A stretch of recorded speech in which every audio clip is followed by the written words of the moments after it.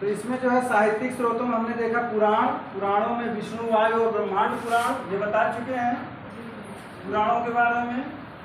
विष्णु, वायु और ब्रह्मांड पुराणों से हमें गुप्त वंशावली या गुप्त इतिहास के जानने की जानकारी प्राप्त होती है विष्णु, वायु और ब्रह्मांड पुराण से। और विशाखादित्य कृत देवी चंद्रगुप्तम नाटक से भी हमने बताया।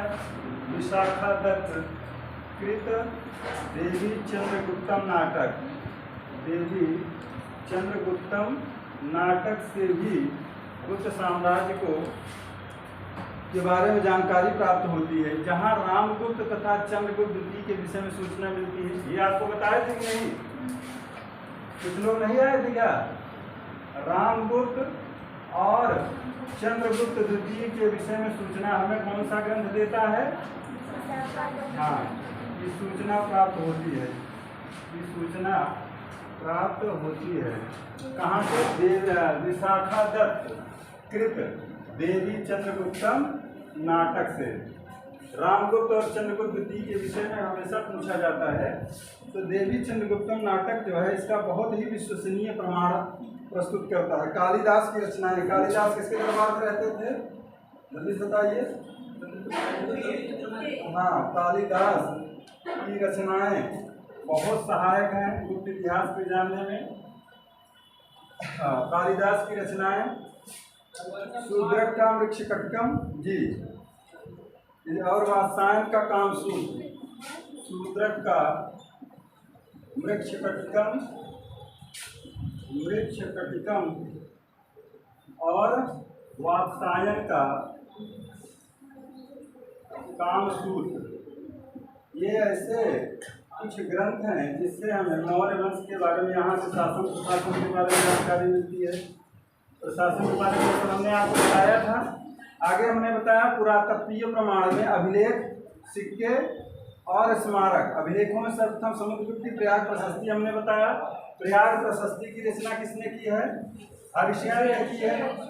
दिमाग में आ रहा है बात ना? प्रयाग प्रशस्ति, और यह प्रयाग प्रशस्ति किस पर उत्कीर्ण है? हाँ बताइए।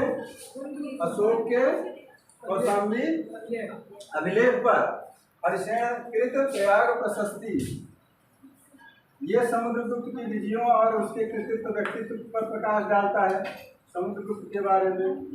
और इसी पर हमने बताया था अशोक, समुद्रगुप्त और किसकी जानकारी मिलती है? मुगल वंशावली यानी जहांगीर और अकबर के बारे में भी जानकारी मिलती है इसी अभिलेख से। और हमने बताया था उदयगिरी गुहा लेख, उत्तरी बंगाल से प्राप्त कुमारगुप्त प्रथम के लेख, चंद्रगुप्त द्वितीय का उदयगिरी गुहा लेख, ये भी इम्पॉर्टेंट जानकारी प्रस्तुत करता है इसकी दिग्विजय के बारे में। ये सब बता दिए थे ना? जी जी। आगे चले। उदयगिरी वाला ना? हाँ, उदयगिरी वीर सेन आ रहे थे दिमाग में हमारे। चंद्रगुप्त द्वितीय का उदयगिरी गुहा लेख, ये उदयगिरी कहाँ पड़ता है? उदयगिरी गुहा लेख मध्य प्रदेश। इसकी रचना वीरसेन ने की थी। उस दिन पूछे थे भाई साहब, वीरसेन बता रहे थे। हालांकि हम उदयगिरी गुहा लेख ये चंद्रगुप्त द्वितीय का है। इसकी दिग्विजय की सूचना हमसे प्राप्त होती है। इसकी दिग्विजयी सूचना किसके दिग्विजय की? हाँ, दिग्विजय की सूचना प्राप्त होती है। दिग्विजय की सूचना प्राप्त होती है चंद्रगुप्त द्वितीय के उदयगिरी गुहा लेख से, जिसकी रचना वीरसेन ने की थी। प्रयाग प्रशस्ति की रचना समुद्रगुप्त ने की थी। और आपको हमने बताया था कि एक उत्तरी बंगाल से प्राप्त हुआ है कुमारगुप्त प्रथम के लेख। संपूर्ण बंगाल गुप्तों के अधीन था, ऐसी जानकारी मिलती है कुमारगुप्त प्रथम का। और स्कंदगुप्त का भीतरी स्तंभ लेख जी, स्कंदगुप्त का जल्दी जल्दी देख लीजिए, इसको बता चुके हैं, का भीतरी स्तंभ लेख एक बार आप लोगों के दिमाग में रिमाइंड हो जाए।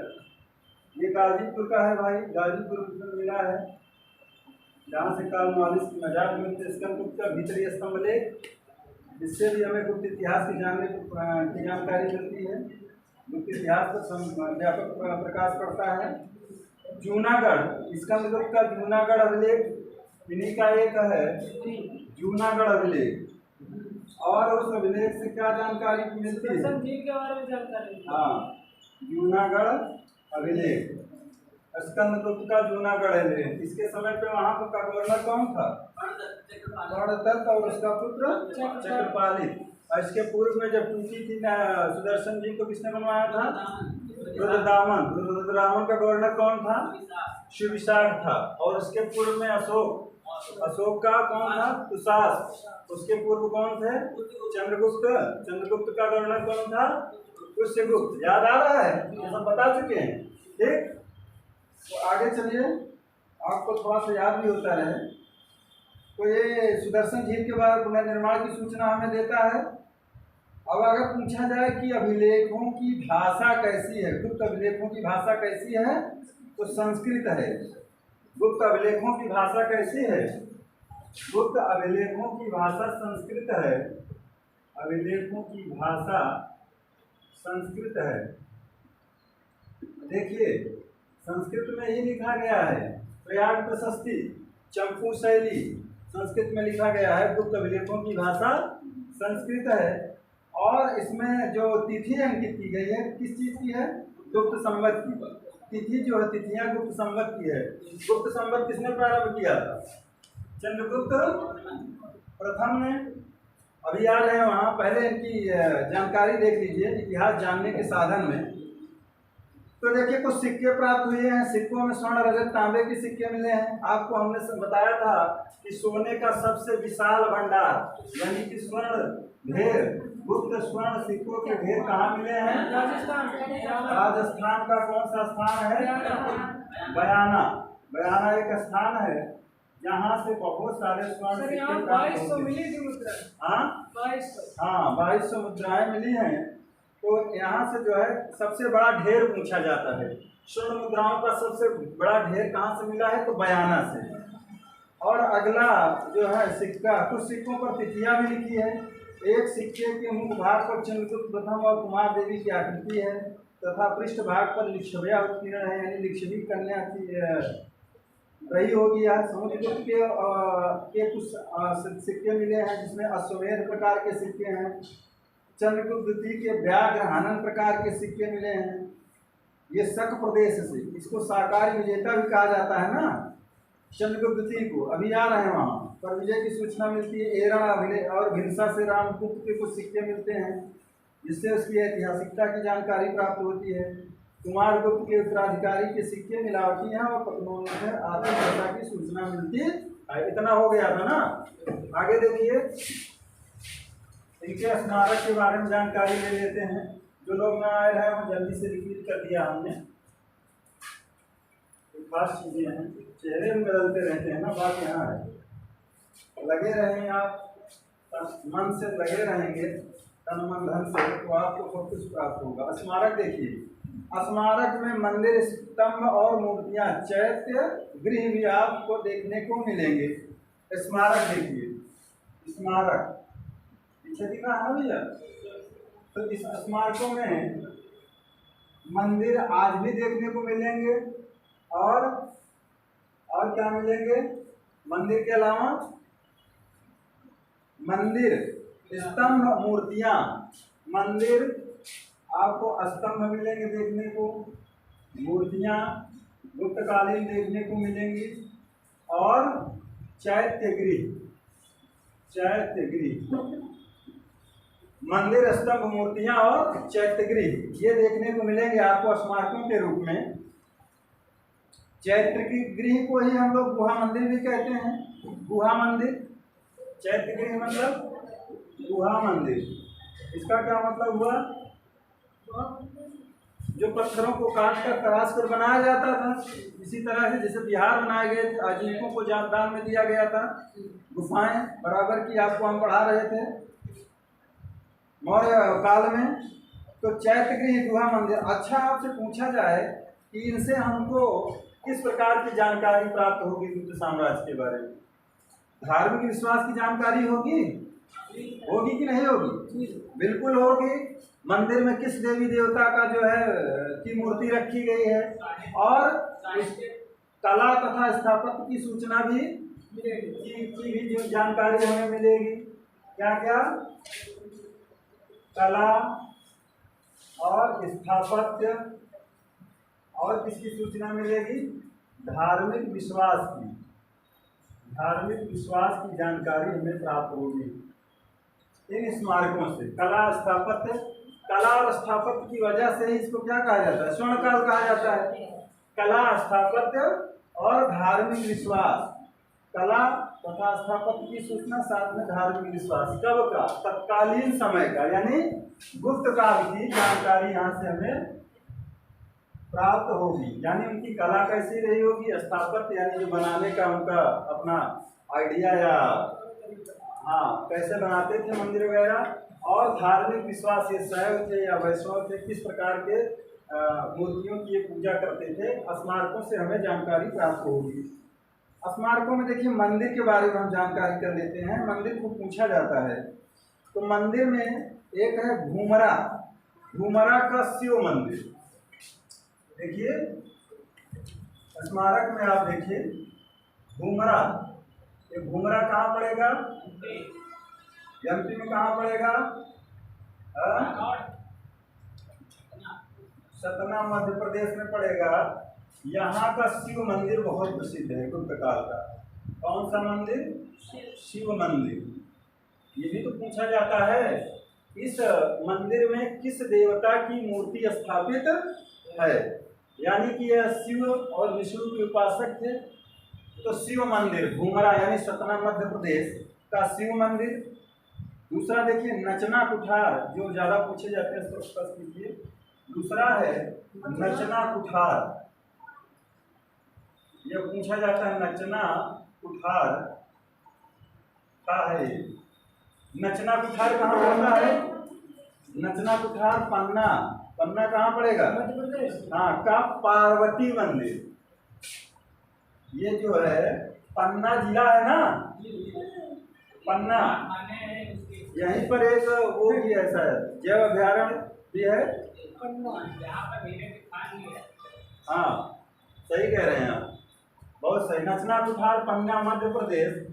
और यहाँ से जो है नचना कुठार का क्या मिलेगा? हाँ, शिव पार्वती मंदिर। आपको हमने जो है उसमें कला वाले पोर्शन, जो कला हम पढ़ा रहे थे कल्चर, उसमें पढ़ाया था ना। हाँ, नचना कुठार पन्ना मध्य प्रदेश का पार्वती मंदिर, शिव इसमें नहीं है, पार्वती लिख लीजिए, पार्वती मंदिर। ये गुप्त काल का है, मंदिर का जोड़ा बनाने के लिए आता है। तो ये ढंग से इसको आप लिख लीजिए, नचना कुठार। उसके बाद तिगवा, जबलपुर का विष्णु मंदिर है। तिगवा, तिगवा जबलपुर जान रहे हैं ना, भेड़ा घाट। हाँ, ये भी आपका कहाँ पड़ेगा? हाँ, मध्य प्रदेश। यहाँ पर एक विष्णु मंदिर की प्राप्ति हुई है, विष्णु मंदिर, विष्णु मंदिर। तिगवा जबलपुर मध्य प्रदेश से विष्णु मंदिर की प्राप्ति होती है। इसी तरह से देवगढ़, देवगढ़ का दशावतार मंदिर, देवगढ़ कहाँ पर है? हाँ, देवगढ़ किसी किसी किताब में क्या मिलेगा? झांसी। ठीक ना भाई? अगर ऑप्शन में ललितपुर नहीं है, झांसी है, तो क्या करेंगे आप? झांसी को वरीयता आप दे देंगे। हालांकि ये प्रेजेंट टाइम में कहाँ पर है? ललितपुर। और ये पड़ेगा कहाँ आपका? उत्तर प्रदेश में ललितपुर जिला पड़ता है ना, झांसी के नीचे, सबसे नीचे एमपी से जुड़ा हुआ ललितपुर जिला है। आप यूपी का नक्शा देखेंगे तो देवगढ़, झांसी, ललितपुर, ये जो है दशावतार मंदिर। कौन सा मंदिर? दशावतार मंदिर। ये देखने मंदिर जरूर जाइएगा जब आपको मौका मिले, दशावतार मंदिर। अच्छा, 10 अवतार, 10 अवतार किसके हुए थे? हाँ, लिखा रहता है दशावतार मंदिर। तो दशावतार मंदिर का मतलब कौन भगवान रहे होंगे? विष्णु रहे होंगे, ना कि शिव। तो देवगढ़, झांसी, ललितपुर। पीछे दिख रहा तो भैया, हमको लगता है छोटा लिखना। दशावतार मंदिर। अच्छा से पूछा जाए ये किस नदी के तट पर है? सर झांसी वाला यमुना रहेगा। हाँ, यमुना कहाँ वहाँ चले जाएंगे यमुना? बेतवा नदी, एक बेतवा जोड़ दिया गया है कि नहीं? हाँ, कौन सा बांध बनाया गया है इस पर? माता टीला बांध। हाँ, वेरी गुड। इनकी पीठ ठोकी जाए। नहीं, मेरे गलत हो रहा है। नहीं, शाबाशी मिलनी चाहिए। माता टीला बांध, माता टीला बांध। उस समय वहाँ के मुख्यमंत्री थे बाबू सिंह गौर, और यहाँ के मुलायम सिंह। उन दोनों के बीच संधि हुई थी जब ये बेतवा बांध बनाया गया था।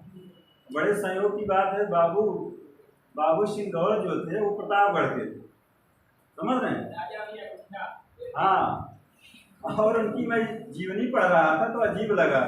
वो गए एमपी, किसी कारखाने में काम कर रहे थे, तो वहाँ जो है उनकी मतलब जो कर्मचारियों की राजनीति शुरू कर दी, पॉपुलर हो गई। जैसे जॉर्ज फर्नांडीज का नाम सुने हैं? अटल जी की सरकार में रेल मंत्री रहा करते थे, तो रेलवे यूनियंस की राजनीति वो किया करते। इन सब के बारे में पढ़ा करो, सवाल भी बनता है। तो वो बाबू सिंह गौर जो थे वो भी यादव बिरादरी के थे, समझ रहे हैं? लेकिन हर काम कैसे करते थे? बड़े गौर से करते थे, बड़े ढंग से काम किया करते थे। इसलिए उनका वो नाम क्या पड़ गया? गौर साहब, गौर साहब। और यहाँ तो गौर ठाकुर लिखते हैं सर, हरदोई में। हमारे गांव में जाता है। हाँ, कौन गाँव? जो भी हो, तो हम उनका वो पढ़ रहे थे तो हमें बड़ा हंसी आई। गौर गौर गौर साहब कहते थे, वो अपने टाइटल में आगे गौर ही लिखते थे। उस दिन मुख्यमंत्री रहे। हालांकि वो जब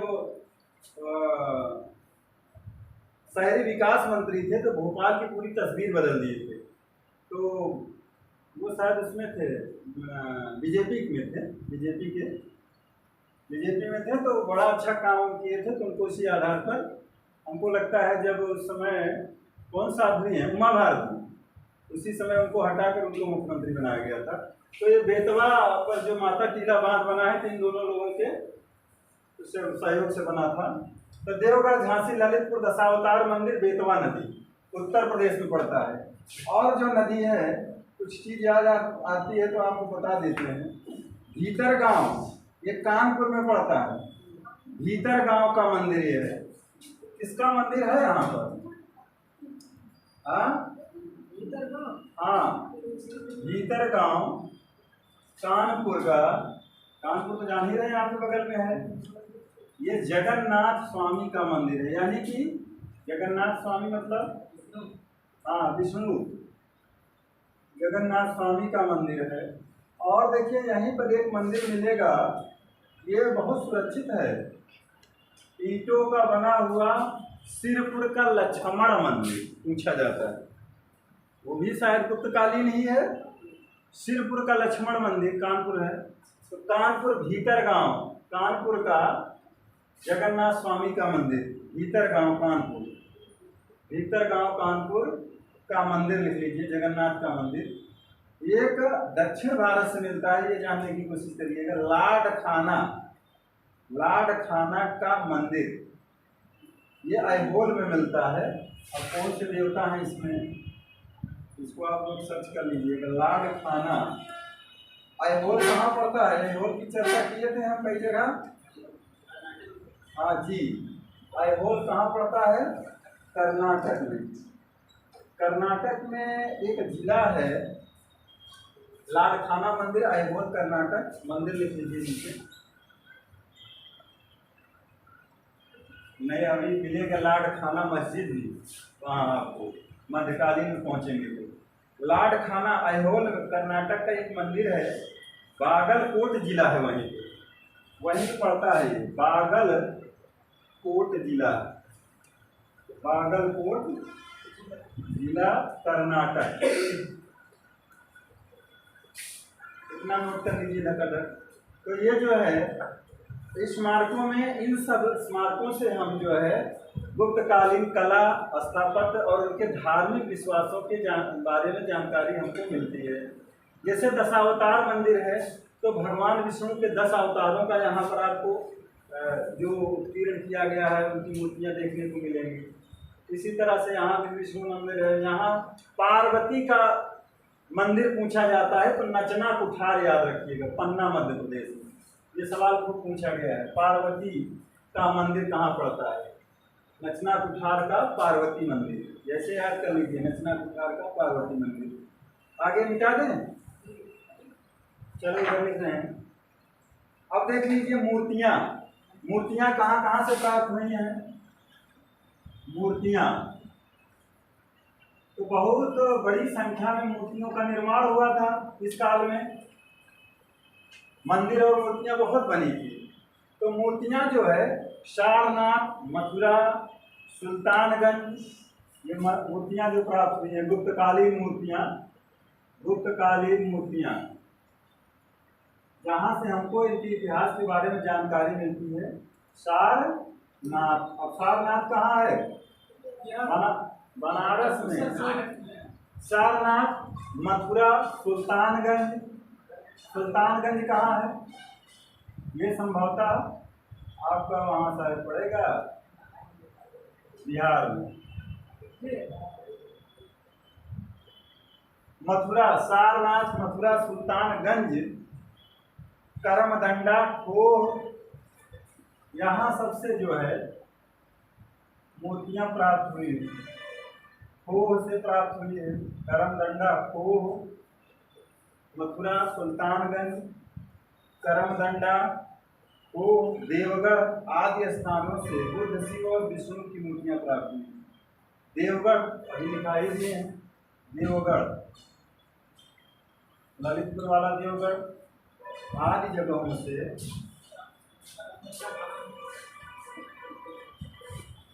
कहाँ पड़ता है? वो तो यही है सर, मथुरा में, करमदंडा भी यही है।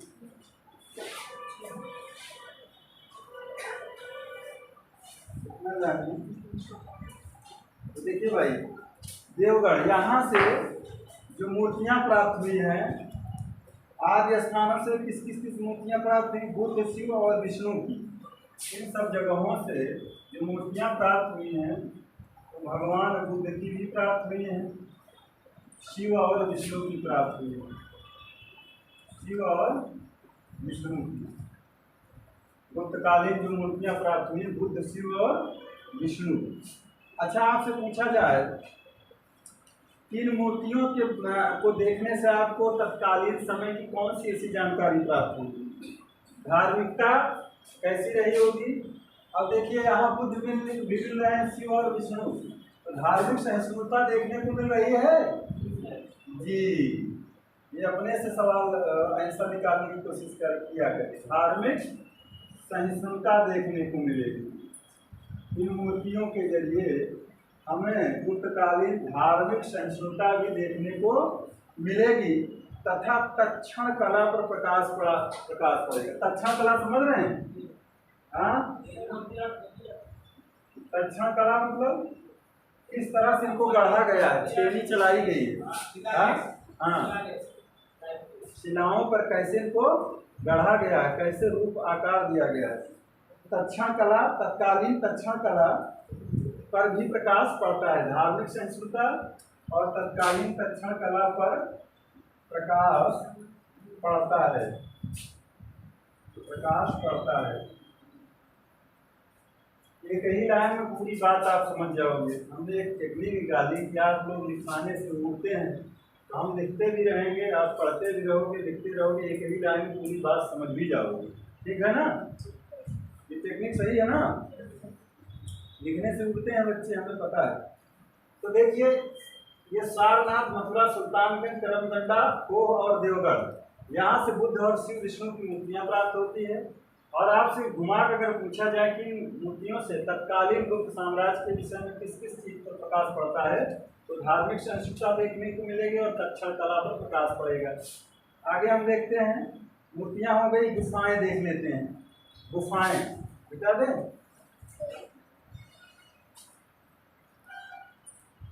गुफाएं,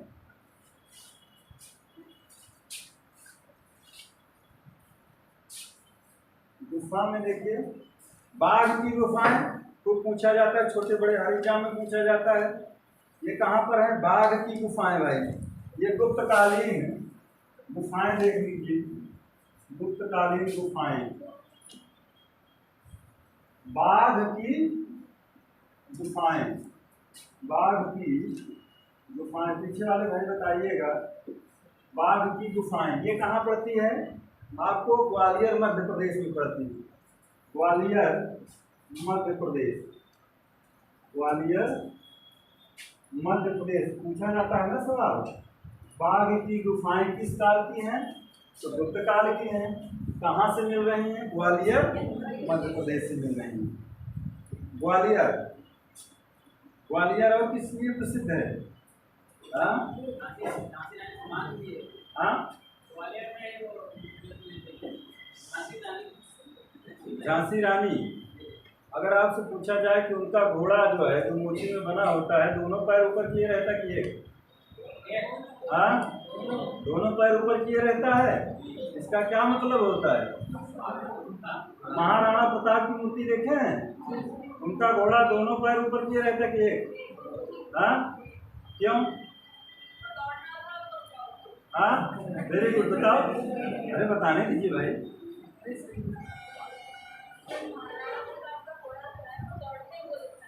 अच्छा, और रानी साहब को नहीं दौड़ रहा दौड़ते हुए? अच्छा, नहर को जंप करते हुए दिखाएंगे। देखिए, ये कोई BFA MFA में किया है यहाँ क्या? आर्ट से कोई है, कोई बालक जो बैचलर ऑफ फाइन आर्ट का हो, ललित कला का हो, कला जिसने पढ़ी, जो कला पढ़ा होगा उसको पता होगा जो व्यक्ति जो है लड़ते हुए युद्ध के मैदान में शहीद होता है, हुआ होगा, घोड़े पर लड़ते हुए युद्ध के मैदान में शहीद हुआ होगा, उसके घोड़े के दोनों पैर हवा में होंगे। हाँ, टाप मारता हुआ दिखाया गया है फोटो में। आप देखिए, अंग्रेजों के ऊपर ऐसे जो है टाप मारते हुए दिखाया गया है, और रानी साहिबा जो है अपने दामोदर को पीठ पर बांधी है, दोनों हाथ से तलवारें चला रही हैं। और आप देखे होंगे कि उनका महाराणा प्रताप का एक ही टापू उनके घोड़े का जो है, उनके घोड़े का क्या नाम था? चेतक। और रानी साहिबा के बादल। हाँ, तो ये जो चेतक है उसका एक ही पैर दिखाया गया है, और ये युद्ध भूमि में शहीद नहीं हुए। समझ रहे हैं? बहुत भटकते रहे ना, घायल अवस्था में जो है ये अपने मेवाड़ को प्राप्त करने के लिए जीवन भर संघर्ष करते थे। बड़े स्वाभिमानी राजा थे महाराणा प्रताप। उनको भी जो है क्या कहा जाता है? महान शासक के रूप में जाना जाता है। और बताया जाता है कि एक बार शिकार खेलने गए थे, वहाँ चोट लग गई थी। हालांकि एक घास की रोटी खाए थे। भामा शाह का नाम सुने? इनकी आर्थिक मदद करते हैं, ये फिर से मेवाड़ प्राप्त करते हैं। ये अब मध्यकालीन भारत में आएंगे तो आपको घुमाना कराया जाएगा। तो जब ये जो है घायल हुए, लेकिन युद्ध क्षेत्र में नहीं मारे गए, कहीं और जाके इनकी स्वतः मृत्यु हो जाती है, लेकिन युद्ध में कहीं न कहीं घायल हुए रहे होंगे, या विषम परिस्थितियों में वो भागते रहे जंगलों में, तो इसलिए उनका एक ही पैर देखिए हवा में रहता है, और इनका जो है दोनों पैर हवा में होता है। ये सब सवाल आपसे इंटरव्यू में पूछे जाएंगे, इसमें नहीं पूछे जाएंगे, एग्जाम में नहीं पूछे जाएंगे। कहाँ पूछे जाएंगे? हाँ, तो जो जानकारी हमें है उसको हम शेयर करना चाहते हैं। बाघ की गुफाएं कहाँ पर हैं? ग्वालियर मध्य प्रदेश में। और किसी का घोड़ा हो तो बताओ। शिवाजी का घोड़ा कैसे रंग करता है? शिवाजी की हत्या हुई थी क्या कहीं? शिवाजी की मृत्यु कैसे हुई थी? उनका भी एक ही पैर देखते होंगे आप, ये दोनों उड़ रहा है, शिवाजी के घोड़े का पैर। अरे भाई, अभी आपको पढ़ा रहे थे, वहाँ पर बहुत बड़ा उनका बनाया गया ना स्मारक, मध्य प्रदेश में समुद्र के तट पर बहुत विशाल मूर्ति बनाई गई। सर, शिवाजी की मृत्यु के मुक्का हथियार से हुई थी, तो उन्होंने फेंका था, कोई वेग होकर पीछे आया, उसके कारण शेरशाह सूरी की शिवाजी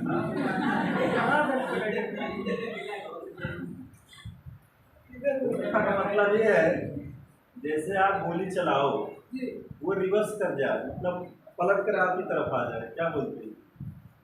बम मारो उछल कर आप ही के ऊपर आगे गिर जाए, इस तरह से उसकी मृत्यु हो गई। वो अग्नेयास्त्र था हुक्का जो आप कह रहे हैं, वो चला रहा था खुद या वहीं खड़ा था, तो रिटर्न होके जो है, जो बहुत ऊंचा होता था ना किला, किले की दीवार से लड़कर वो आगे गिर गया, उसी के पास विस्फोट हुआ। जय हिंद जय भारत। हाँ, अरे बड़े साहसी लोग होते थे भाई, सोचिए। छोड़िए, आइए हम आपको बता रहे थे कि बाघ की गुफाएं एक ग्वालियर मध्य प्रदेश में है। कुछ इसी तरह की अजंता की गुफा संख्या 16-17 के चित्र भी गुप्तकालीन है। अजंता, अजंता एलोरा जानते हैं कहाँ पड़ता है? अजंता की कहाँ पर? गुफा संख्या 16 और 17, ये जो है गुप्तकालीन है भाई, गुप्तकालीन है। अजंता की गुफाएं कहाँ हैं? अब आपसे पूछा जाएगा अजंता और एलोरा में डिफरेंस कीजिए, अंतर क्या है? क्या अंतर है बताओ? ये तो आप लोग पढ़े होंगे छोटी कक्षाओं में भी, छोटे छोटे इसमें आता है अजंता और एलोरा के बारे में। हाँ, एलोरा जो है, एलोरा किस लिए प्रसिद्ध था? मूर्ति कला के। हाँ, उसमें देखिए एलोरा में जो मूर्तियां बनी, गंधर्व की, यक्ष यक्षिणी की, मतलब शरीर पर उभार लिए नारियों की तमाम बनाई गई है ना। और अजंता चित्रकला के लिए विशेष तौर पर प्रसिद्ध था, और एलोरा मूर्ति कला के लिए। ठीक भाई, तो देखिए बाघ की गुफाएं अजंता की गुफा संख्या 16-17 के चित्र भी गुप्तकालीन है। इसकी गुफा संख्या 16-17 के चित्र गुप्तकालीन है, तो ये चित्रकला के लिए प्रसिद्ध है। और दोनों कहाँ पर हैं? कहाँ पर हैं? महाराष्ट्र में हैं। अजंता और एलोरा दोनों कहाँ पर हैं? महाराष्ट्र में हैं। तो अब अगर आपसे पूछा जाए कि जो है बाघ की गुफाएं हैं, यानी कि जो बाघ ग्वालियर मध्य प्रदेश की जो गुफाएं हैं, इसके चित्र लौकिक जीवन से संबंधित, जो इसके चित्र हैं लौकिक जीवन, समझ रहे हैं? अरे भाई लौकिक जीवन हो, हाँ, और जब आप चले जाओगे तो पारलौकिक जीवन हो गया आपका, यहाँ से विदा ले लोगे तो लौकिक जीवन से संबंधित है। जो इस समय तत्कालीन समय का लौकिक जीवन में जो चीजें इस्तेमाल होती रही होगी, मानव के, जानवरों के, जो भी चित्र हैं बाघ की गुफाओं में, वो लौकिक जीवन से संबंधित। इस तरह के सवाल आइए से पूछे जाएंगे। तो थोड़ी लोग पूछे जाए अजंता की गुफाएं कहाँ है, बाघ की गुफाएं कहाँ? ना ना ना ना ना, ये पूछा जाएगा। अंदर घुसो तब आइए क्रय करोगे भाई। लौकिक जीवन से संबंधित है बाघ की गुफाएं। किससे संबंधित है? हाँ, इनका चित्र है ना, चित्र लौकिक जीवन से संबंधित है, लौकिक जीवन से संबंधित है। कुछ सवाल अपने से पकड़ने की कोशिश किया करिए। और आपसे पूछा जाएगा अजंता की जो गुफाएं हैं उनका क्या विषय रहा? इनके चित्रों का विषय धार्मिक। ये अजंता, इनके चित्रों का विषय क्या है? धार्मिक है।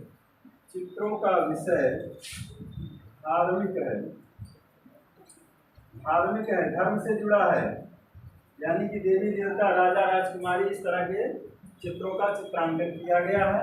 और यहाँ लौकिक जीवन से संबंधित। लौकिक जीवन का मतलब क्या हुआ? कोई नारी घड़े में पानी भरकर जा रही है, कहने का मतलब हुआ ना, उस तत्कालीन समाज की जो व्यवस्थाएं रही उसको जो है वो केरा गया, चित्रित किया गया। ठीक, बाघ की गुफा हो गया, अजंता की गुफा। इन चित्रों से तत्कालीन समाज की और क्या देखने को मिलेगा? तत्कालीन समाज की वेशभूषा, कैसा कपड़ा पहनते रहे होंगे। जैसे आप देखेंगे कोई नारी है और वो जो है घाघरा पहनी है, घाघरा चुन्नी, तो आप कहाँ का अंदाजा लगाएंगे? मध्य प्रदेश, राजस्थान का। घूमर घूमर गाना सुने हो? अरे पद्मावत फिल्म देखे हो? हाँ, तो वेशभूषा, कोई चूड़ीदार पैजामा पहना है, टोपी लगाया है, तो कहाँ समझोगे? कश्मीर का है। है कि नहीं। वेशभूषा तत्कालीन समाज की क्या क्या देखेंगे, वेशभूषा। अगर नारी है तो श्रृंगार प्रसाधन, श्रृंगार प्रसाधन समझ रहे हैं ना, जैसे वहां से मिला था लिपस्टिक, हाँ चन्नूदड़ों से, हाँ तो श्रृंगार प्रसाधन मतलब क्या क्या यूज करते रहे होंगे। मतलब श्रृंगार प्रसाधन मतलब क्या हुआ, जो ऑर्नामेंट्स होते हैं, ऑर्नामेंट्स मतलब समझ रहे हो ना, गहने और क्या क्या वो इस्तेमाल करती रही होंगी महिलाएं सजने धजने में अपने, वो उस विषय में जानकारी प्राप्त होती है। तो आप ये लिख सकते हो, तत्कालीन इन चित्रों से तत्कालीन समाज की वेशभूषा, श्रृंगार प्रसाधन, धार्मिक विश्वास पर और चित्रकला के विकास पर प्रकाश पड़ता है। लिख लीजिए, तत्कालीन समाज की वेशभूषा, वेशभूषा होता है, वेश नहीं, वेशभूषा, और ये धार्मिक विश्वास हमने बता ही दिया। धार्मिक विश्वास भाई देखिए, आपका जो घर भी होगा, कपड़े होंगे, खान पान होंगे, धर्म से अनुप्राणित होते हैं, समझ रहे हैं कि नहीं। आज इधर नहीं जाना चाहिए। आप ये जो बांधते हो कलेवा, क्या कहते हैं, अच्छा तो ये धर्म से ही तो अनुप्राणित है। हाँ बांध लेते हैं कुछ दिखाने के लिए भी। अरे आप बांधो, हम क्या नहीं कह रहे हैं, इसका क्या मतलब हुआ, वही तो होता है ना, पूजा पाठ में लोग मंगलसूत्र टाइप का बांधते हैं, बांधते हैं ना मंगलसूत्र, लड़कियां महिलाएं पहनती। अरे इसको भी क्या मंगल धागा क्या कहते हैं, जो भी कहते हैं, कलावा यहाँ कहते हैं, हम लोगों के यहाँ कुछ और बोलते हैं। रक्षा सूत्र तो बहनें बांधती हैं, रक्षा बंधन, कुछ और धार्मिक धागा इसको बोलते हैं भाई। हाँ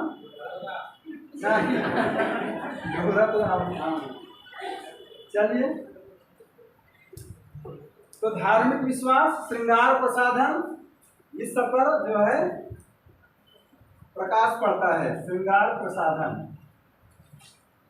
देखिए, आप कोई भी मूर्ति देखेंगे, चित्र देखेंगे, जैसे इस्लामिक राजा का देखेंगे तो वो दाढ़ी रखा होगा, कुछ इसकी जो टोपी होगी कुछ अलग किस्म की होगी।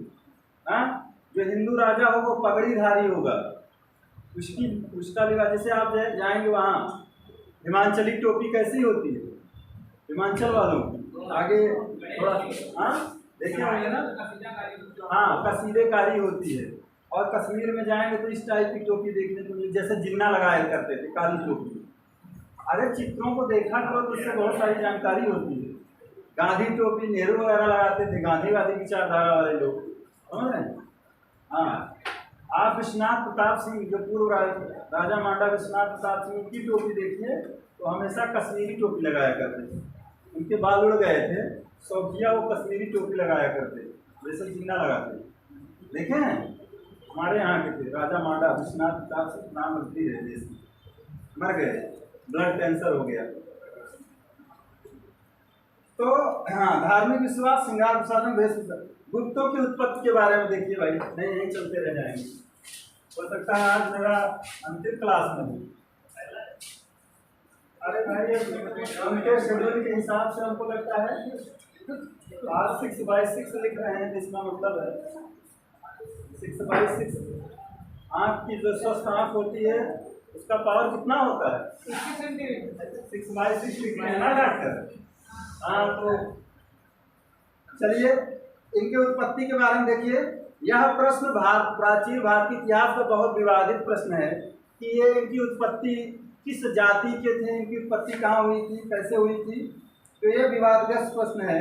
यह प्रश्न प्राचीन भारतीय इतिहास का सबसे विवादग्रस्त प्रश्न है कि गुप्तों की उत्पत्ति कैसे हुई। ज़्यादातर विद्वान इनको शूद्र से लेकर ब्राह्मण तक सिद्ध करने की कोशिश करते हैं।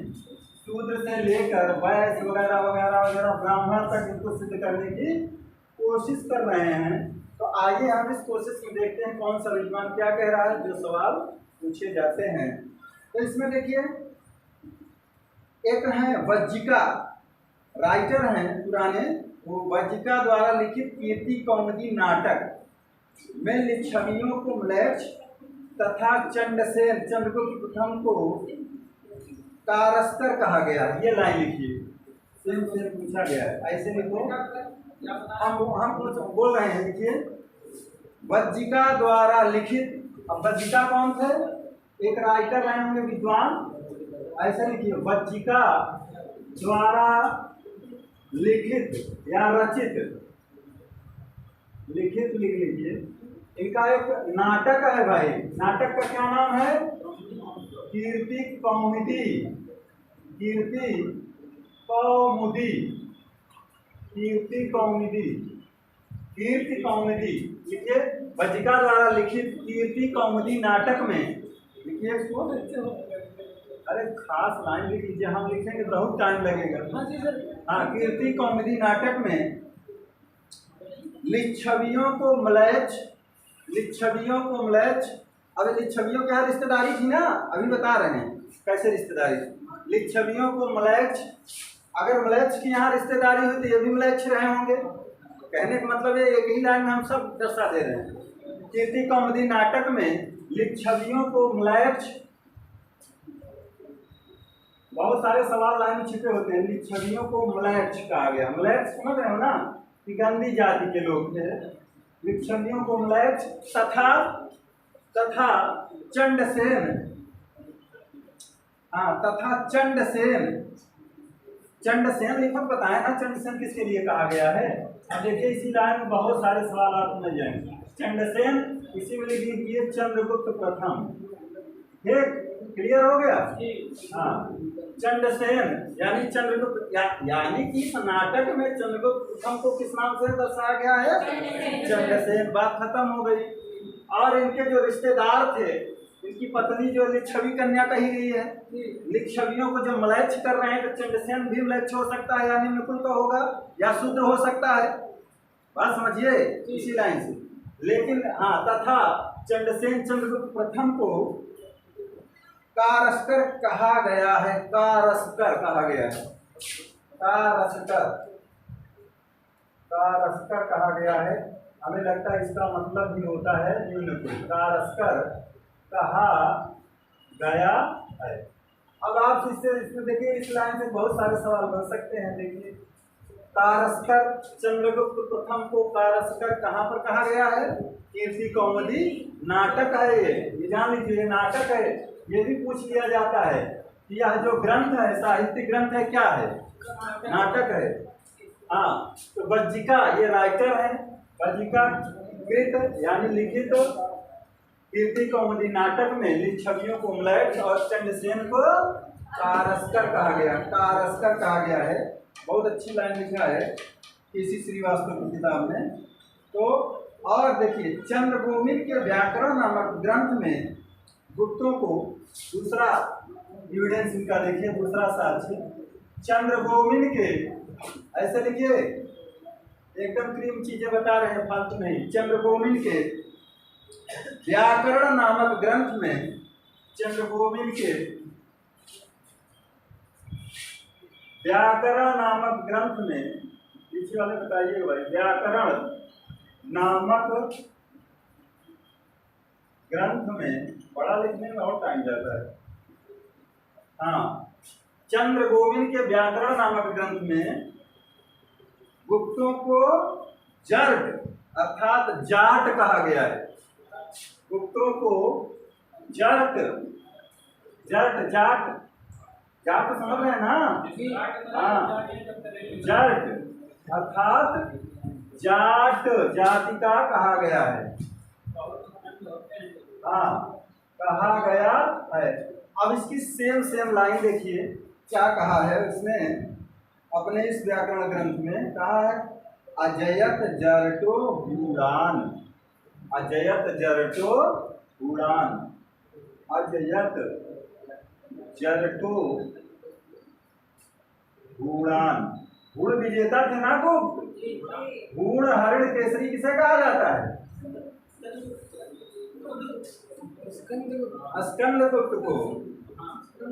शाकाहारी विजेता था चंद्रगुप्त प्रथम। अजयत जरटो हुड़ान, ऐसे लिख लीजिए। सेम लाइन यदि पूछी जा सकती है। यह जो लाइन है इसका मतलब क्या, अजयत जरटो उड़ान, या जाट जात के जो लोग हैं इसको इस पर विजय प्राप्त किए थे हूणों पर। अजयत जरटो उड़ान, शक और हूण तोड़माड़ का नाम सुने होंगे। तो ये बहुत उस समय बड़े खूंखार जातियां हुआ करती थी। हाँ, बर्बर जिसको कह सकते। हाँ, तो इन पर विजय पाना बहुत टेढ़ी खीर हुआ करती थी। तो गुप्तों ने इन पर विजय प्राप्त किया था। इस चंद्रगोविंद के व्याकरण नामक ग्रंथ में ये लिखा गया है अजयत जरटो उड़ान। किसके? हाँ हाँ हाँ, शकों को जो है चंद्रगुप्त द्वितीय, सॉरी चंद्रगुप्त प्रथम बोल दिया गया, द्वितीय थे। शकों को जीतता है, उन्हीं की याद में चांदी का सिक्का जारी करता है। प्रथम नहीं, प्रथम की कोई उपलब्धियां नहीं, सिर्फ गुप्त संवत चलाता है, लेकिन वह वास्तविक संस्थापक माना जाता है चंद्रगुप्त प्रथम। तो अजयत जरटो उड़ान हो गया। अब देखिए अगले जो विद्वान हैं एलन, अगले विद्वान और मत उनका देख लीजिए। विद्वान और मत इसको मिटा दे भाई, बहुत बड़ा हो जा रहा है। तो जैसे केपी जायसवाल साहब हैं, तो ये क्या कह रहे हैं, ये कह रहे हैं कि गुप्त जो है शूद्र थे। ऐसा लिख लीजिए, विद्वान का नाम और उनका मत। मत मतलब ये क्या मानते हैं। अब केपी जायसवाल के बारे में देख लीजिए। और जायसवाल, केपी जायसवाल कह रहे हैं कि गुप्त क्या थे, शूद्र थे। ऊपर लिख लीजिए गुप्तों के विषय में विद्वानों का मत, इससे क्लियर रहे आप। क्या मान रहे हैं केपी जायसवाल, इन्हें शूद्र जाति का मान रहे हैं। गुप्तों को क्या मान रहे हैं, शूद्र जाति। ऊपर हेडिंग डाल लीजिएगा, गुप्तों के विषय में विद्वानों के मत। गुप्तों के विषय में विद्वानों के मत, विद्वान लिखिए। केपी जायसवाल शूद्र मानते हैं। इसी तरह से हैं एलन, अल्टेकर और रोमिला थापर। एलन विदेशी विद्वान है, एलन, अल्टेकर, अल्टेकर आधा आधा नाम लिख दे रहे हैं भाई, जल्दी हो जाए। अल्टेकर और रोमिला थापर, ये जो है रोमिला थापर बड़ी मशहूर महिला है इतिहास का। ये क्या मान रहे हैं इनको, वयस्क। यही सवाल पूछा जाएगा कि विद्वानों का क्या मत है इनके जात के विषय में। एलन, अल्टेकर और रोमिला थापर इनको वैश्य मानते हैं भाई। क्या मानते हैं, वैश्य मतलब बनिया, गुप्ता। एलन, अल्टेकर, रोमिला थापर इनको वैश्य मानते हैं। गौरी शंकर ओझा, रमेश चंद्र मजूमदार और चट्टोपाध्याय को क्षत्रिय मानते हैं। गौरी शंकर ओझा, जीएस ओझा इनका नाम है। गौरी शंकर ओझा, रमेश चंद्र मजूमदार, रमेश चंद्र मजूमदार और एक विद्वान है रमेश चंद्र चट्टोपाध्याय महोदय, इनको क्षत्रिय मानते हैं। चट्टोपाध्याय इनको क्या मान रहे हैं कि ये गुप्त क्या थे, क्षत्रिय थे, क्षत्रिय वर्ण या जाति के रहे होंगे। गौरी शंकर ओझा, रमेश चंद्र मजूमदार, चट्टोपाध्याय इनको क्षत्रिय मानते हैं। अब देखिए इनको ब्राह्मण मानने वालों में हेमचंद्र राय चौधरी और दशरथ शर्मा की किताब भी आप लोग पढ़ते होंगे। हेमचंद्र राय चौधरी, हेमचंद्र राय चौधरी और दशरथ शर्मा, राम शरण शर्मा को पढ़ते होंगे ना, ये दशरथ शर्मा। इनको क्या मान रहे हैं, ब्राह्मण। और सबसे ज़्यादा जो है जो एविडेंस मिलते हैं साक्ष्य के रूप में तमाम जगहों पर, अभिलेखों में भी, उनको ब्राह्मण ही माना गया ज़्यादा। तो हेमचंद्र राय चौधरी, दशरथ शर्मा इनको क्या मान रहे हैं, ब्राह्मण। अब ऐसे देखो भाई, नाम रहेगा और जातियां रहेंगी, आपको मैचिंग के लिए दे दिया जाएगा। केपी जायसवाल शूद्र, एलन अल्टेकर रोमिला थापर वैश्य, गौरी शंकर ओझा, रमेश चंद्र मजुमदार चट्टोपाध्याय क्षत्रिय, हेमचंद राय चौधरी और दशरथ शर्मा ब्राह्मण मानते हैं। और तो आपको हम साहित्यिक स्रोतों में हमने बताया कि बज्जिका का कीर्ति कौमुदी और जो है चंद्रगोमिन का व्याकरण, इनको जो है जाट मानता है, जाट जात का, और वो जो है इनको कारस्कर कहते हैं। आगे देखिए, अगर देखा जाए तो सबसे ज्यादा जो है गुप्तों को ब्राह्मण जात का होने का मत ज्यादा संगत प्रतीत होता है। अगर आपसे पूछा जाए सवाल इंटरव्यू में कि आपकी नजर में गुप्त क्या रहे होंगे, तो आप ब्राह्मण बता सकते हो। उसके साथ प्रभावती गुप्ता का पूना ताम्रपत्र अभिलेख का आप साक्ष्य भी दे सकते हो, लिखा लिखाया साक्ष्य, साथ में ये जो है इनके राय विचार वाला नहीं है। तो आप लिख सकते हो, गुप्तों को ब्राह्मण जात का होने का मत ज्यादा तर्क संगत प्रतीत होता है। ऐसे लिख लीजिए, एक लाइन क्लियर रहे आपके माइंड में। गुप्तों को ब्राह्मण जात का होने का मत तर्क संगत प्रतीत होता है। गुप्त वंशीय लोग धारण गोत्र के थे। गुप्त वंशीय लोग थोड़ा फास्ट करिए भाई, लोग धारण गोत्र के थे। किस गोत्र के थे? धारण गोत्र। अब ये धारण गोत्र के थे कैसे बता रहे हैं? धारण गोत्र के थे। हाँ, कोई ब्राह्मण है भाई यहाँ? कोई ब्राह्मण बताए अपना गोत्र? बताओ भैया। कश्यप ऋषि जो थे ना, हाँ, अत्रि ऋषि वाले हमारे भी हैं भाई, बड़ा ढूंढे हुए, हमको तो पता ही नहीं था। हमको इंटरव्यू में फंसाया गया तो हम भी अपना गोत्र, तो धारण गोत्र के थे। होता है ब्राह्मण में गोत्र, धारण गोत्र। चलिए, बहुत अच्छी बात, देखिए पुष्टि भी हो गई। तो गुप्त वंशीय लोग संभवतः धारण गोत्र के थे। देखिए धारण गोत्र कैसे था इनका बता रहे हैं। यह उल्लेख चंद्रगुप्त द्वितीय की पुत्री प्रभावती गुप्ता ने अपने पूना ताम्रपत्र में किया है। अब देखिए, ये धारण गोत्र के थे। यह उल्लेख देखिए, यह उल्लेख चंद्रगुप्त द्वितीय की पुत्री, चंद्रगुप्त द्वितीय की पुत्री का क्या नाम था? प्रभावती गुप्ता।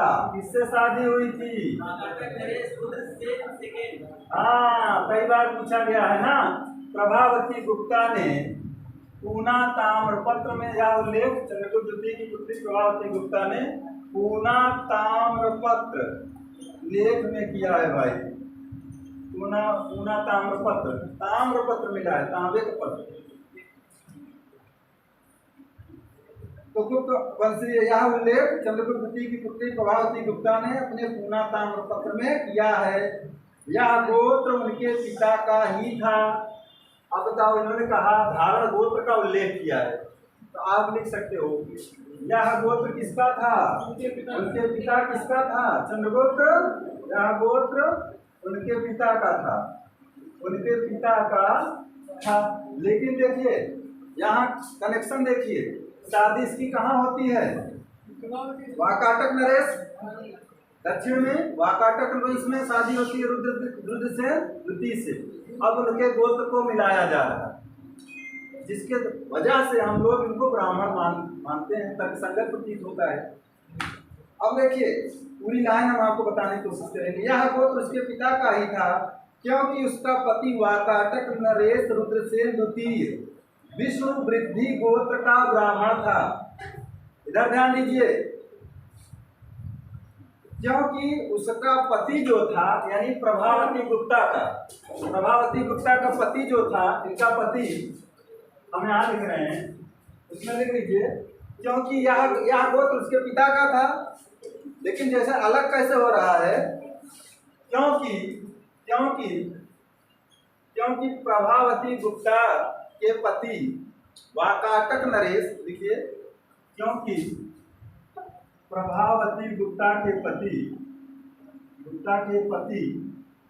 वाकाटक, इनका बढ़िया से नाम लिखिएगा, बहुतों बार पूछा गया। ये मर जाते हैं ना बीच में, इनके दो अल्पवयस्क भाई बच्चे होते हैं, फिर बाद में गुप्त लोग देखते हैं इनका राजवंश वगैरह। क्योंकि प्रभावती गुप्ता के पति वाकाटक नरेश रुद्रसेन कौन? सेकेंड यानी द्वितीय, ऐसे लिख लीजिए द्वितीय, क्योंकि प्रभावती गुप्ता के पति वातावत नरेश रुद्रसेन द्वितीय विष्णु वृद्धि गोत्र का ब्राह्मण था। देखिए इधर विष्णु वृद्धि, विष्णु वृद्धि ये होता है भाई, हाँ गोत्र का ब्राह्मण था। अब देखिए सर्वोत्तरी शादी नहीं होती ना पंडित जी, क्या हो नहीं होती ना, हाँ। अब देखिए विष्णु वृद्धि गोत्र का ब्राह्मण था, ब्राह्मण था, इसका मतलब ये लोग क्या रहे होंगे, ब्राह्मण रहे होंगे। क्योंकि उसी का सेम पूना ताम्रपत्र लेख मिला है, तांबे के पर उस पर लिखा गया है। प्रभावती गुप्ता को पूछा जाता है पूना ताम्रपत्र लेख किसका है, तो चंद्रगुप्त द्वितीय की पुत्री प्रभावती गुप्ता का है। अब इसकी रिश्तेदारी देखिए विष्णु वृद्धि गोत्र में हुई है, या किस गोत्र का था, धारण गोत्र का था, तो सो क्या रहा होगा, या ब्राह्मण रहा होंगे। गुप्तवंशी लोग क्या रहे होंगे, ब्राह्मण रहे होंगे।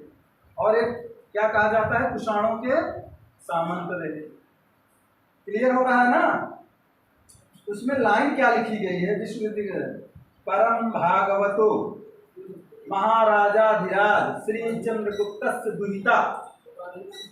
लाइन देखो, प्राचीन इतिहास पढ़ा रहे हैं ढंग से।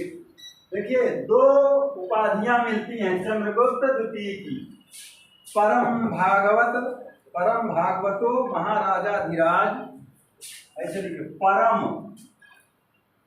भागवतो महाराजाधिराज, ये दोनों उपाधियां किसकी हैं, चंद्रगुप्त द्वितीय की। महाराजा धीराज चंद्रगुप्तस्य परम भागवतो महाराजाधिराज, राजा कहाँ गया है, महाराजा धीराज चंद्रगुप्तस्य, आगे बढ़ाते जाइए, परम भागवतो महाराजाधिराज, परम भागवतो महाराजाधिराज श्री चंद्रगुप्तस्य दुहिता, श्री चंद्रगुप्तस्य दुहिता, श्री यही सेम लाइन है भाई, आपको बता रहे हैं। श्री चंद्रगुप्तस्य दुहिता, दुहिता माने पुत्री, मेरी क्या बात, दुहिता बताए नहीं थे, दूध दुहने वाली कन्या, भाग दुख जो कर संग्राहक पूछे थे। दुहिता मीन्स पुत्री, पुत्री का पर्यायवाची है। परम भागवतो महाराजाधिराज श्री चंद्रगुप्तस्य दुहिता। अब दुहिता कौन होगी, दुहिता धारण गोत्रा श्री प्रभावती गुप्ता, धारण गोत्रा, धारण गोत्रा श्री प्रभावती गुप्ता, श्री प्रभावती गुप्ता। ये सेम लाइन लिखी गई है कहाँ पर, पूना ताम्रपत्र लेख में, प्रभावती का पूना ताम्रपत्र लेख। आपको प्रूफ करने के लिए अगर कहें तो यही लाइन अगर बोल दो तो बाग बाग हो जाएगा। वाह कितना घुस कर पढ़ा है एंशिएंट हिस्ट्री, पूरा नंबर आपको दे देगा। परम भागवतो महाराजाधिराज श्री चंद्रगुप्तस्य दुहिता धारण गोत्रा श्री प्रभावती गुप्ता। शादी ऐसे करवाते हैं ना पंडित जी लोग, हाँ। इसका मतलब यही हुआ कि परम भागवत महाराजाधिराज उपाधि वाले श्री चंद्रगुप्त द्वितीय की पुत्री जो धारण गोत्र धारण करती है श्री प्रभावती गुप्ता जी हैं, मतलब उनकी पुत्री। या और ये धारण गोत्र की चर्चा किसके लिए की जा रही है, इसके लिए की जा रही है ना, इसके पिता के लिए। क्योंकि इसका जो हस्बैंड था वो कौन था, विश्व वृद्धि गोत्र का ब्राह्मण था। बात समझ रहे हैं। तो निश्चित तौर पर यह ब्राह्मण रहे होंगे। किस जात के रहे होंगे, ब्राह्मण रहे होंगे। अगली बात देखिए भाई, स्मृतियों के अनुसार नाम के अंत में गुप्त शब्द वैश्यों की विशेषता थी। स्मृतियां कुछ मिलती हैं, स्मृति ग्रंथ ये लिख लीजिए भाई। स्मृतियों में कह रहे हैं, सबका अपना अपना दावा है, ये आप जान लीजिए। स्मृतियों में कह रहे हैं कि जो बनिया वर्ग होता है वो क्या करता है, पीछे क्या लिखता है, वैश्य जो होता है गुप्त लिखता है। तो कह रहे हैं ये बनिया रहे होंगे, गुप्त रहे होंगे वैश्य। स्मृतियों के अनुसार नाम के अंत में गुप्त शब्द वैश्यों की विशेषता होती है।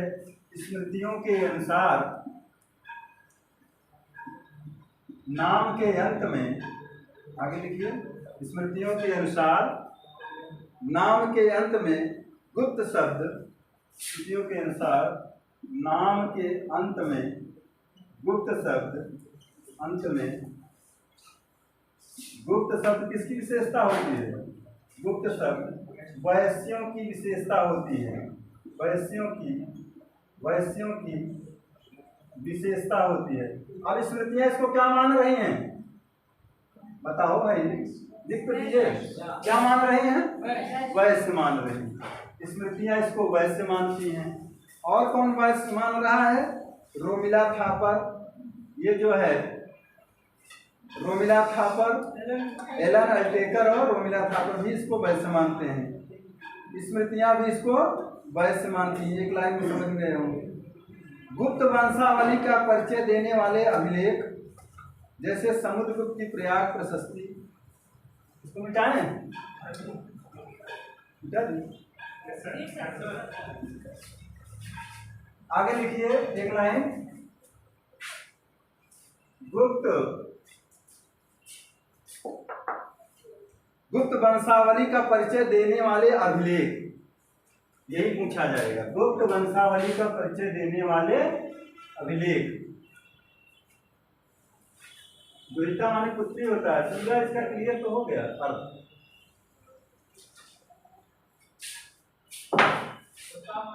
हाँ, गुप्त वंशावली का परिचय देने वाले अभिलेख देखिए, टाइम अगर बढ़िया से मिले, गुप्त वंशावली का परिचय देने वाले अभिलेख, पूरा पेंटर की तरह लिख रहे हैं यार। गुप्त वंशावली का परिचय देने वाले अभिलेख, नहीं ये मोटा हो गया ना। अब देखिए यहाँ से डैश दीजिए।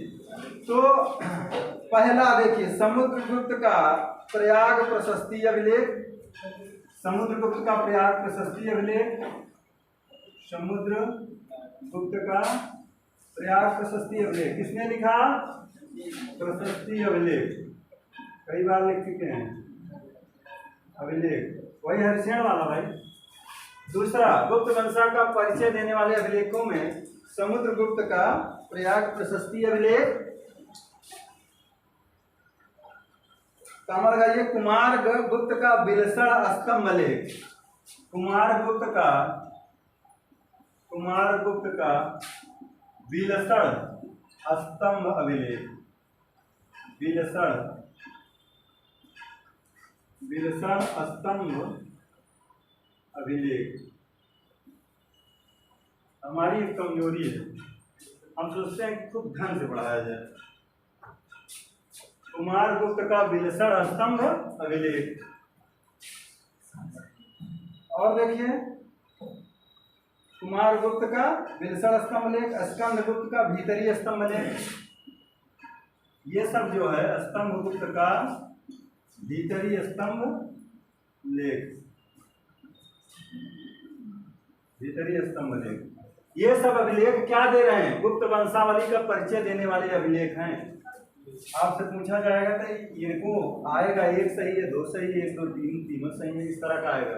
तो प्रयाग प्रशस्ति, बिलसड़ और भीतरी स्तंभ लेख में गुप्त वंशावली का इंट्रोडक्शन हुआ है, गुप्त वंशावली का परिचय मिलता है। गुप्त वंशावली का परिचय देने वाले ये सब अभिलेख हैं। समुद्रगुप्त का प्रयाग प्रशस्ति, कुमार गुप्त का बिलसड़, स्कंद गुप्त का भीतरी स्तंभ लेख। इन अभिलेखीय साक्ष्यों के आधार पर गुप्तों के आदि पुरुष का नाम श्रीगुप्त व उसका पुत्र घटोत्कच था। जो यहाँ देखिए वंशावली का परिचय मिल रहा है, इसमें इन अभिलेखीय साक्ष्यों के आधार पर गुप्तों के आदि पुरुष कौन माने गए हैं, यानी प्रथम संस्थापक कौन माने गए हैं, श्रीगुप्त। इसको मिटा रहे हैं। तो इन अभिलेखों, ये जो सब सारे अभिलेख मिल रहे हैं, इन अभिलेखों के आधार पर गुप्तों के इन अभिलेखों के आधार पर गुप्तों के आदि पुरुष यानी कि इनके जो प्रथम व्यक्ति रहे आदि पुरुष श्री गुप्त माने गए हैं। क्या कहा जाता है? गुप्तों का संस्थापक कौन था? श्री गुप्त महाराज गुप्त। महाराज गुप्त इनकी उपाधि रही। आदि पुरुष इन अभिलेखी साक्ष्यों के आधार पर गुप्तों के आदि पुरुष का नाम श्री गुप्त व उसका पुत्र घटोत्कच था। आधार पर गुप्तों के आदि पुरुष का नाम श्री गुप्त मिलता है। श्री गुप्त व उसका पुत्र कौन था? घटोत्कच था। और किसका पुत्र घटोत्कच मिलता है महाभारत में? घटोत्कच था। अब देखिए यहाँ से शुरू होगी, फिर घटोत्कच आएंगे, फिर चंद्रगुप्त प्रथम आएंगे। तो इन वंशावलियों में आदि पुरुष का नाम क्या मिल रहा है? श्री गुप्त। लेकिन वास्तविक संस्थापक किसको माना जाता है? चंद्रगुप्त प्रथम को। ठीक, तो जो गुप्त वंशावली मिलती है वह शुरू होती है श्री गुप्त और उसके पुत्र घटोत्कच से। देखिए विष्णु पुराण में इन अभिलेखी साक्ष्यों के आधार पर गुप्तों के आदि पुरुष का नाम श्री गुप्त व उसका पुत्र घटोत्कच था। विष्णु पुराण में 3 गुप्त शासक श्री गुप्त, घटोत्कच और चंद्रगुप्त प्रथम का वर्णन हुआ है। लिख लीजिए, विष्णु पुराण में किसका वर्णन हुआ है? 3 गुप्त शासक। कौन कौन? यही ऊपर के 3 गुप्त शासकों का वर्णन हुआ है। यानी कि श्री गुप्त का, घटोत्कच का 2 नंबर पर, तीसरे नंबर पर ऐसे नंबर कर लीजिए चंद्रगुप्त प्रथम का। पुराणों की रचना यही हुई थी ना जी भैया। आगे देखिए विष्णु पुराण में 3 गुप्त शासकों का नाम मिल रहा है। किसका? श्री गुप्त, घटोत्कच और चंद्रगुप्त प्रथम का विष्णु पुराण में। इसी तरह से देखिए कला एवं साहित्य में प्रगति के कारण गुप्त वंश को क्या कहा जाता है? भारतीय इतिहास का क्लासिकल युग यानी स्वर्ण युग कहा जाता है। और स्वर्ण युग इसको सबसे पहले किसने कहा था? केएम मुंशी ने। लिख लीजिए, गुप्त वंश को सर्वप्रथम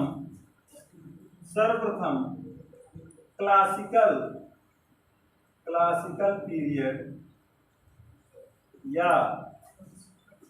या स्वर्ण युग केएम मुंशी ने कहा था। केएम मुंशी क्या थे भाई? बताओ। अरे भाई उसमें आप पढ़े होंगे, संविधान सभा में थे। हाँ, केएम मुंशी प्रारूप समिति की प्रस्तावक। हाँ, कन्हैया लाल मणिक लाल केएम मुंशी। इन्हीं के नाम पे वन महोत्सव में मनाया जाता है ना, वन महोत्सव, केएम मुंशी। तो ये देखिए सबसे पहले जो है केएम मुंशी और अन्य राष्ट्रवादी इतिहासकारों ने इस काल को स्वर्ण युग कहा।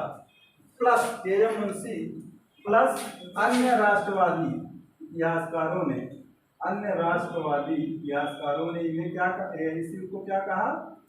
अन्य राष्ट्रवादी इतिहासकार। इसको कहते हैं स्वर्ण युग।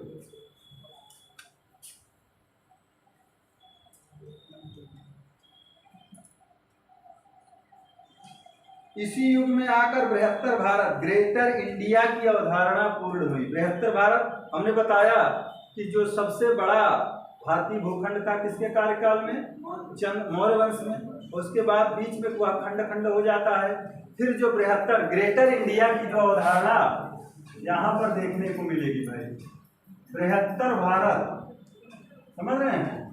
बृहत्तर भारत, बहुत बड़े भूभाग पर गुप्तों ने अपना राज्य स्थापित किया। और इस राज्य को विस्तृत करने में सबसे बड़ा रोल किसका रहा?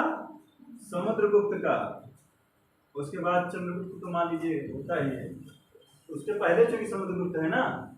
ग्रेटर इंडिया, बृहत्तर भारत की अवधारणा पूर्ण हुई। पुराणोपुराणों में गुप्तों को मागध गुप्त कहा गया है।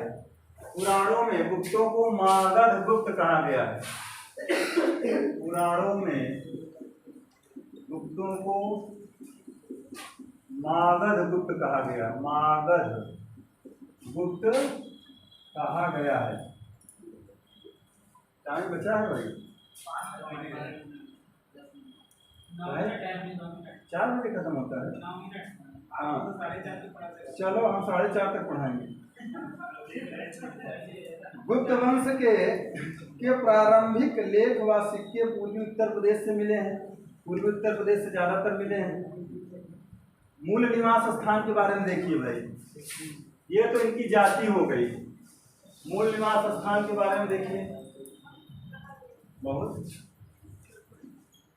मूल निवास स्थान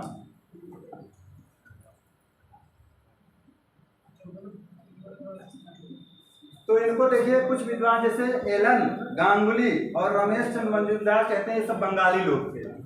एलन गांगुली चूंकि बंगाली होते हैं, एलन गांगुली और मजूमदार इन्हें क्या मान रहे हैं? इनका मूल निवास स्थान कहाँ मान रहे हैं? बंगाल। और तर्क क्या दे रहे हैं? इनका मूल निवास स्थान कहाँ मान रहे हैं? बंगाल। और तर्क कहाँ से निकाल रहे हैं? कह रहे हैं कि ईदसिंह के यात्रा विवरण में यह बात कुछ स्पष्ट हो रही है कि गुप्त जो थे वो कहाँ के मूल निवासी रहे होंगे? बंगाल के। और बंगाल जो है आपका इधर बिहार से जुड़ा ही था। हाँ, तो गुप्त इनको बंगाली मानने वाले एलन गांगुली और रमेश चंद्र मजूमदार हैं। ईदसिंह के यात्रा विवरण का ये लोग हवाला दे रहे हैं। ईदसिंह कब आया था? हाँ, ईदसिंह 671-72 में आया था। अब इसी का हवाला देते हुए कह रहे हैं कि ये लोग बंगाली रहे होंगे। दूसरे विद्वान क्या कौन है? विंटरनित्य, इनको कह रहे हैं ये मगध के वासी थे। मगध, विंटरनित्य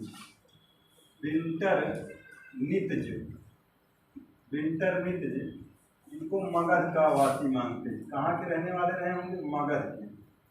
मगध मतलब बिहार।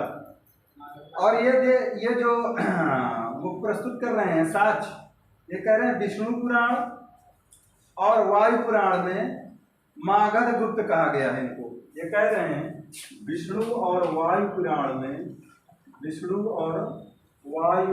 में कह रहे हैं, चूंकि इन्हें विष्णु और वायु पुराण में क्या कहा गया है? मागध गुप्त कहा गया है। देखिए मागध गुप्त कहा गया है, इसलिए ये जोड़ रहे हैं कि ये जो है विष्णु और वायु पुराण की रचना भी विंटरनित्य महोदय कह रहे हैं ये मगध के वासी थे भाई। इनको विष्णु और वायु पुराण भी इनको मागध गुप्त कह रहा है। इसी तरह से S.R. गोयल इनको पूर्वी उत्तर प्रदेश का मानते हैं। S.R. गोयल इन्हें पूर्वी उत्तर प्रदेश का मानते हैं। पूर्वी उत्तर प्रदेश का क्यों मान रहे हैं? सारे एविडेंस ज्यादातर सिक्के कहाँ से मिले हैं? पूर्वी उत्तर प्रदेश। पूर्वी उत्तर प्रदेश का मतलब भोजपुरी वाला बेल्ट, समझ रहे हैं? भोजपुरी बेल्ट समझ गए ना?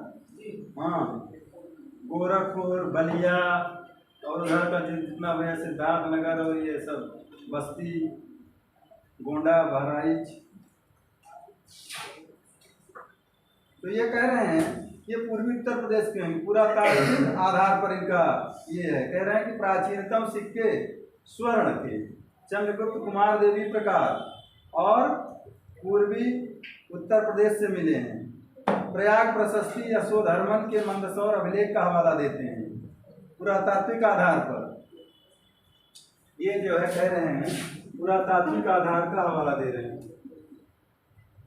कह रहे हैं कि स्वर्ण सिक्के सबसे ज्यादा कहाँ मिले हैं? पूर्वी उत्तर प्रदेश से, गाजीपुर से मिले नहीं है। और प्रयाग प्रशस्ति का भी हवाला दे रहे हैं। प्रयाग प्रशस्ति और मंदसौर उसका किसका था? यशोधर्मन का मंदसौर अभिलेख का हवाला देते हैं। यशोधर्मन का मंदसौर अभिलेख का हवाला देते हैं। मंदसौर अभिलेख का हवाला देते हैं, का हवाला प्रस्तुत किया है। आपको तर्क के साथ पूरा बता दिया। S.R. गोयल कह रहे हैं पूर्वी उत्तर प्रदेश। किस आधार पर कह रहे हैं? कह रहे हैं पुरातात्विक साक्ष्य मिले हैं, स्वर्ण सिक्के मिले हैं, प्रयाग प्रशस्ति यशोधर्मन का मंदसौर अभिलेख यहाँ से प्राप्त हुआ है। आइए भाई, गुप्त राजवंश यहाँ से शुरू होता है अगर क्रम से पढ़ोगे तो। गुप्त राजवंश में देखिए सबसे पहला नाम क्या आएगा, किसका आएगा, बोलते चलो भाई। स्थापना विवादित है। गुप्त राजवंश के संस्थापक यानी स्थापना विवादित है ना भाई, स्थापना विवादित है, जानते रहिए। स्थापना इसकी कब हुई, किसने की, विवादित है, एक शब्द विवादित है। लेकिन पहले राजा जो मिलते हैं 275 ईस्वी महाराज गुप्त या श्रीगुप्त। प्रथम शासक कौन थे, श्रीगुप्त। श्रीगुप्त, इनकी उपाधि कौन सी थी, महाराज गुप्त, महाराज गुप्त। टाइमिंग क्या यहाँ दिखाया गया, 275 ईस्वी, महाराज गुप्त। क्योंकि इनकी दो मुहरें मिली हैं, एक में संस्कृत तथा दूसरे में प्राकृत मिश्रित मुद्रालेख गुप्तस्य तथा दूसरे में श्री गुप्तस्य मिला है। कोई भी लेख अथवा सिक्का इनका नहीं प्राप्त होता है, सिर्फ दो मुहर मिलती है श्री गुप्त की, एक में संस्कृत तथा दूसरे में प्राकृत मिश्रित मुद्रालेख मिला है और उसमें लिखा है गुप्तस्य, गुप्तस्य तथा दूसरे में भी में श्री गुप्तस्य लिखा है। यानी कि दो इनकी मुद्रा लेख मिले हैं, मुद्राएं, दो मुद्राएं मिली हैं, दो मुद्रा लेख। मुद्रा लेख मतलब मुद्रा पे जो लिखा है, एक में गुप्तस्य लिखा है और एक में श्री गुप्तस्य लिखा है, श्री गुप्तस्य। तो इससे यहाँ अनुमान लगाया जा रहा है कि इसके जो संस्थापक रहे होंगे वो कौन रहे होंगे, श्री गुप्त जी रहे होंगे, श्री गुप्त महाराज रहे होंगे। और इनका कोई लेख बुक नहीं मिलता, सिर्फ दो मुद्रा लेख मिले हैं, गुप्तस्य और श्री गुप्तस्य लिखित। अब आइए, ये प्रमाण के रूप में हमने बताया। देखिए 15-20 मिनट और बैठेंगे तो अच्छे से बढ़ा देंगे, इनको छोड़ दीजिए। पहला लिखेंगे महाराज गुप्त या श्री गुप्त लिख सकते हैं, श्री गुप्त। जो इनकी टाइमिंग मिल रही है वो ऐसे देखिए 240 ईस्वी से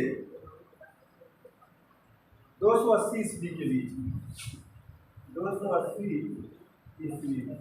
अब इनका पुत्र कौन होता है नंबर 2 पर, घटोत्कच।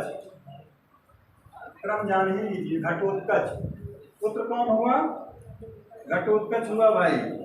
280 से 319 महाराज उपाधि थी, यही संस्थापक थे। श्रीगुप्त उपाधि इनकी महाराज उपाधि, महाराज उपाधि ऊपर ही बता दिए आपको। अब देखिए घटोत्कच का जो कार्यकाल मिलेगा 280 से 319 ईस्वी, इसकी भी उपाधि कौन थी, वही महाराज उपाधि। तीसरे नंबर पे वास्तविक संस्थापक किसका पुत्र, घटोत्कच का पुत्र कौन होता है, चंद्रगुप्त प्रथम। अब यहाँ से सांस लीजिए, अब शुरू होता है असली इतिहास। इनका कितना मिलता है, 319 से इनका मिलेगा 319 से 350 ईस्वी। अब आइए भाई इनके बारे में देख लेते हैं। दो एविडेंस आपको मिलेंगे श्रीगुप्त और घटोत्कच के बारे में। एक प्रभावती गुप्ता का पूना तथा रिद्धपुर ताम्रपत्र में इसे ही प्रथम शासक यानी आदि राज बताया गया है। स्कंदगुप्त के सुकिया यानी रीवा लेख में भी गुप्त वंशावली घटोत्कच से प्रारंभ होती है। एक सवाल बनता है कि कहाँ कहाँ पर जो है इसके आदि पुरुष को श्रीगुप्त यानी घटोत्कच बताया गया है। तो ये प्रभावती गुप्ता के इनको जो है इनको आदि पुरुष बताया गया, प्रभावती गुप्ता के। अभी पूना ताम्रपत्र और रिद्धपुर क्या था, लेख था, लेख में इसे आदिराज कहा गया है और इस आदिराज की पहचान किससे की जा रही है? घटोत्कच कहा गया है। और इसी से प्रभावती गुप्ता के पूना ताम्रपत्र और रिद्धिपुर ताम्रपत्र, ये भी ताम्रपत्र है। रिद्धिपुर ताम्रपत्र, ताम्र पत्र में इसे ही आदिपुरुष का आदिराज कहा गया। किसे? घटोत्कच को। यानी कि इनकी वंशावली ये यहाँ से शुरू कर रहे हैं। घटोत्कच कहा गया है, लेकिन जो दो मुद्रा लेख मिले हैं उसमें क्या कहा गया है? श्रीगुप्त को आदिराज यानी आदिपुरुष कहा गया है। इसी तरह स्कंदगुप्त के सुकिया लेख में भी गुप्त वंशावली घटोत्कच से ही प्रारंभ होती है। देखिए दूसरा एविडेंस इसी प्रकार का एक स्कंदगुप्त का, जान लीजिए ये आप लोग नहीं जानते रहे होंगे। स्कंदगुप्त का सुकिया लेख मिला है। सुकिया कहाँ पड़ता है? रीवा मध्य प्रदेश में। वहाँ से जो एक लेख प्राप्त हुआ है स्कंदगुप्त का सुकिया रीवा के लेख से, इसी को ही लेख में से भी गुप्त वंशावली घटोत्कच से प्रारंभ होती है।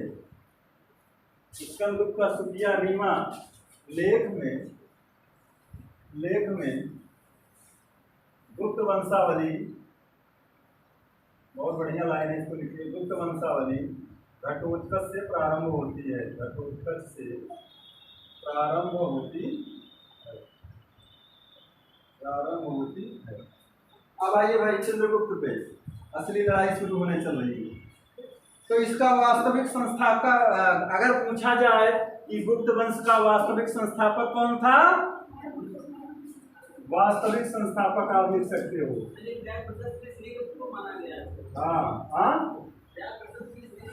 हाँ, तो 3 लेख लिखाए तो आपको। लेकिन यहाँ से अगर पूछा जाए कि प्रभावती गुप्ता और रिद्धपुर ताम्रलेख में आदि पुरुष यानी कहाँ से शुरू हो रही? घटोत्कच से। सुकिया लेख से भी घटोत्कच से माना जा रहा है, लेकिन वो जो 3 अभिलेख हमने लिखवाए वो तीनों में श्रीगुप्त से माना गया है। तो अलग अलग तरह से सवाल बनाए जा सकते हैं ना। तो देखिए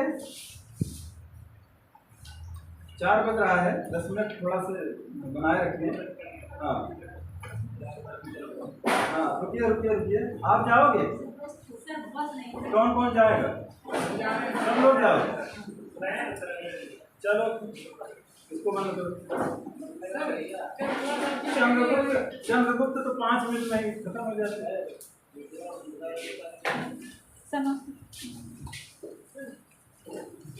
कल क्लास चलेगी अभी या नहीं?